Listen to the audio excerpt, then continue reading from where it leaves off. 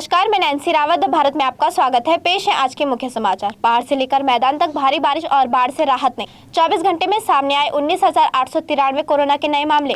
Young Indian office seal करने पर आज संसद में हंगामे के आसार। भ्रष्टाचार मुक्त प्रदेश बनाने के लिए और मजबूत होगी विजिलेंस। 2 करोड़ का बनेगा रिवॉल्विंग फंड।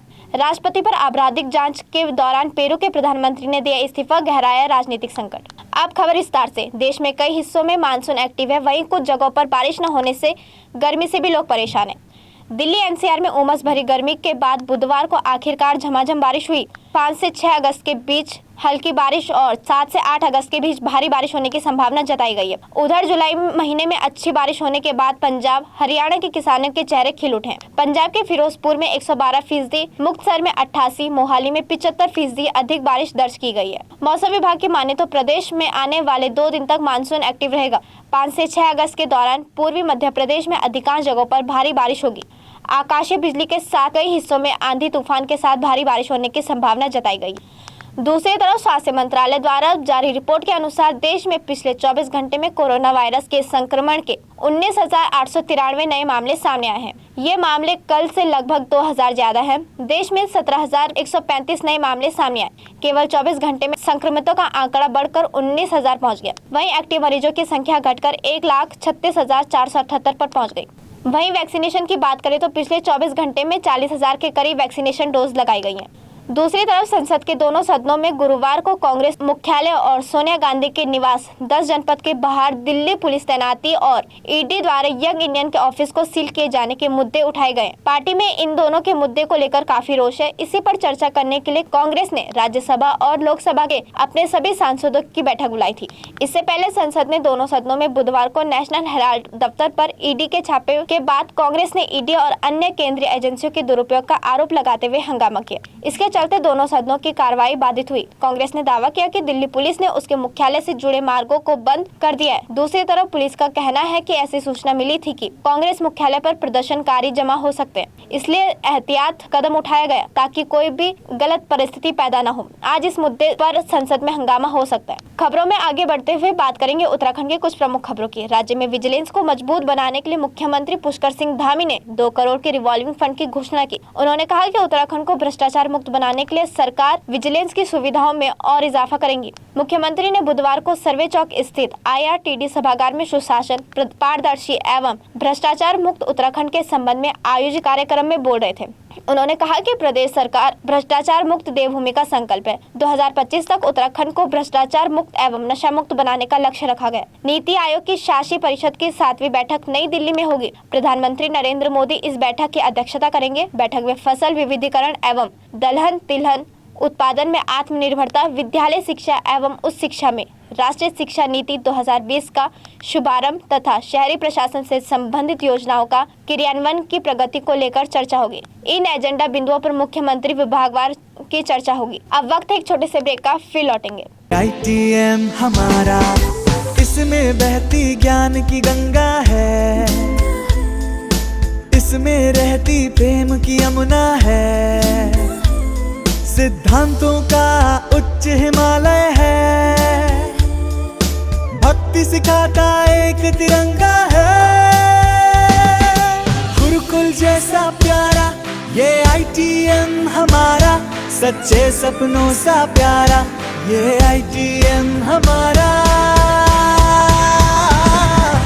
ITM हमारा, ये इंस्टीट्यूट हमारा, सच्चे सपनों सा प्यारा ये ITM हमारा, ITM हमारा, ये इंस्टीट्यूट हमारा, सच्चे सपनों सा प्यारा ये ITM हमारा। ब्रेक के बाद एक बार फिर से खबरों में आपका स्वागत है। बीते कुछ दिनों से देहरादून में मौसम का हाल बेहाल है और उससे भी ज्यादा बेहाल है झुग्गी बस्तियों में रहने वालों का हाल। देहरादून के बिंदाल पुल के पास रहने वाले लोगों को इस मौसम में किन परेशानियों का सामना करना पड़ रहा है, इसका जायजा लिया हमारे संवाददाता कपिल तिवारी ने। देखिए ये रिपोर्ट।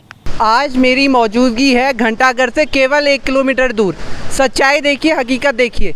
गंदगी का अंबार है। बरसाती मौसम में बीमारियों का खतरा लगातार बढ़ रहा है। नगर निगम का ये क्षेत्र है और नगर अधिकारियों की लापरवाही देखिए। आप देख रहे हैं अपने सामने की किस तरह से गंदगी का अंबार लगा हुआ है। इसी बीच हकीकत जानने के लिए आम लोगों से पूछते हैं कि आखिर ऐसी स्थिति क्यों बन पाई है, क्या यहाँ कभी कुछ काम हुआ है, क्या नगर निगम यहाँ एक्टिव है, लाखों करोड़ों का जो हम लोग टैक्स देते हैं उसका सदुपयोग हो रहा है या नहीं। चलिए आम लोगों से जानते हैं। बताइए सर, आपका नाम? कमल कांत है सर। कितना मुश्किल है आपके लिए इसमें रहना?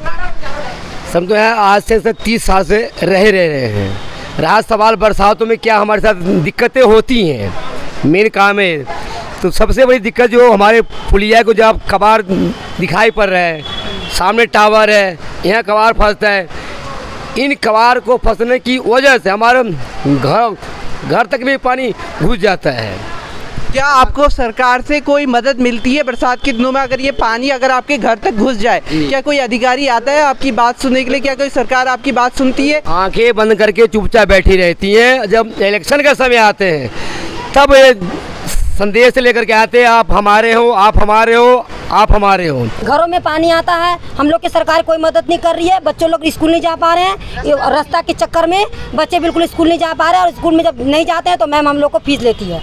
तो हम लोग तो गरीब आदमी, हम पढ़ा नहीं सकते। घरों में पानी आती है, नदी में पानी आती है, और ना रास्ता यहाँ आने जाने का भैया। तो देखा आपने, ये है बिंदाल पुल की असली हकीकत। बजट लाखों का है लेकिन काम क्या है आप खुद देख सकते हैं। इसी के साथ सहयोगी नीतीश के साथ कपिल तिवारी, नवभारत के लिए।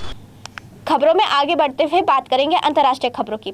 पेरू के प्रधानमंत्री एनिबल टोरेंस ने अचानक इस्तीफा दे दिया। पीएम के इस्तीफे से पेरू में राजनीतिक संकट गहरा गया।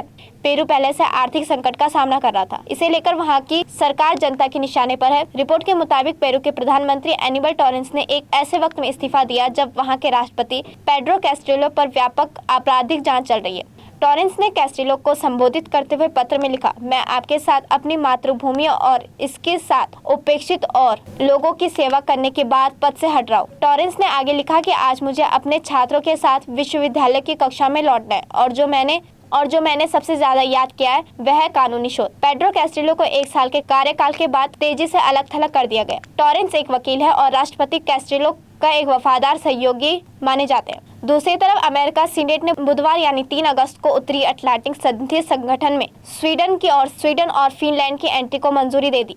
सीनेट ने 2 नार्डिक देशों के पक्ष में 95 वोट दिया। संयुक्त राज्य अमेरिका को 30 नाटो देशों में से 23वां देश बन गया, जिसमें औपचारिक रूप से इन दोनों देशों के नाटो शामिल होने के लिए अनुमति दे दी गई है।